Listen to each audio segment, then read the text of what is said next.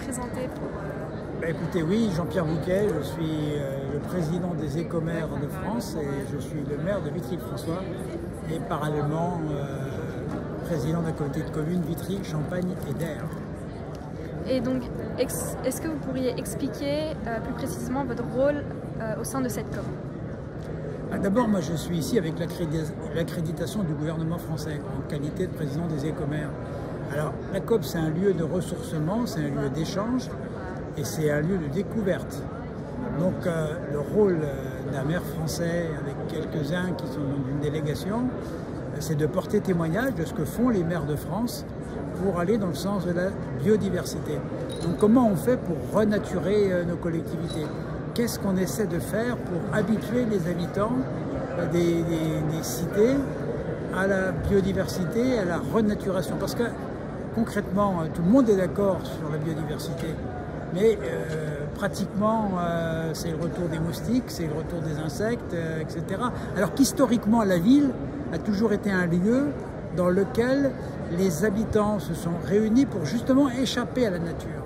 Et donc là, on est en train d'inverser le modèle. Alors évidemment, ce que je vous expose à l'instant est un peu caricatural et systématique.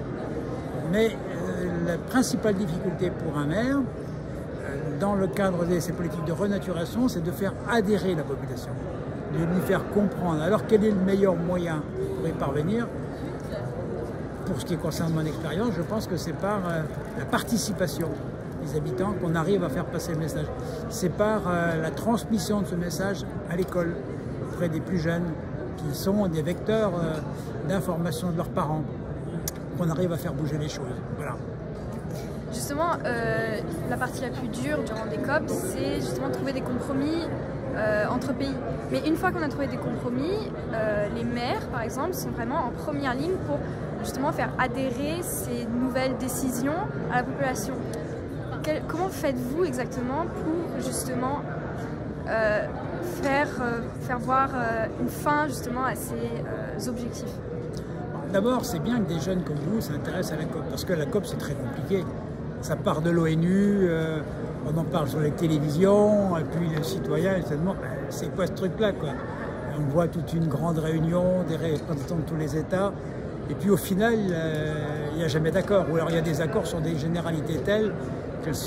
Bon. Mais si on regarde COP après COP, on voit que les choses commencent à évoluer et qu'après, dans les législations de chacun des pays, eh bien, on peut amener à prendre des décisions législatives, donc des normes, pour fixer des cadres. Alors qu'est-ce qu'on fait, nous, en tant que maire? D'abord, on fait beaucoup de pédagogie, on fait de la communication et on est dans l'action. Le changement, c'est les maires. Et donc, le changement, il se fait sur le terrain, il ne se fait pas par la loi. Même si la loi fixe un cadre, c'est nécessaire, mais l'action, elle se fait sur le terrain. Donc, le rôle des maires est essentiel. Et donc, pour vous, quel est l'objectif que vous aimeriez voir atteint durant cette COP? Quelles décisions aimeriez-vous voir prises ou des exemples concrets de changements que vous aimeriez voir? J'aimerais qu'il y ait l'accord le plus large possible entre les pays du monde. Je vois par exemple qu'il y a un très grand pavillon chinois, puisque la COP aurait dû initialement se tenir en Chine. La Chine, excusez-moi de le dire, elle a quand même beaucoup de progrès à faire. La première fois que je suis allé en Chine, il y a 25 ans. J'y suis retourné il y a 5 ans. J'ai pas eu l'impression de voir le même pays. Tout est bouleversé, il y a des autoroutes partout, des constructions partout. Et quand on va sur le pavillon chinois, on voit la nature est formidable, etc. Quand on est en Chine, on a du mal à la voir, cette nature. Elle existe, naturellement. Mais vous voyez, c'est l'exemple de contradiction. Parce qu'on veut développer un pays et on émet beaucoup de gaz à effet de serre, on bétonise, on artificialise.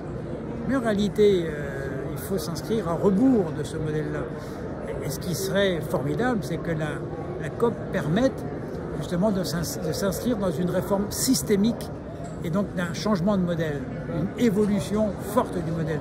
Pas en discours, en acte. Et on parle souvent à l'échelle internationale des décisions, mais à une échelle comme la France, direz-vous qu'il est difficile de trouver des accords justement entre les différentes communes, mais aussi entre les différentes régions? Trouvez-vous qu'il y a vraiment un progrès à l'échelle nationale? À l'échelle du pays. D'abord, il y a une volonté au niveau du gouvernement.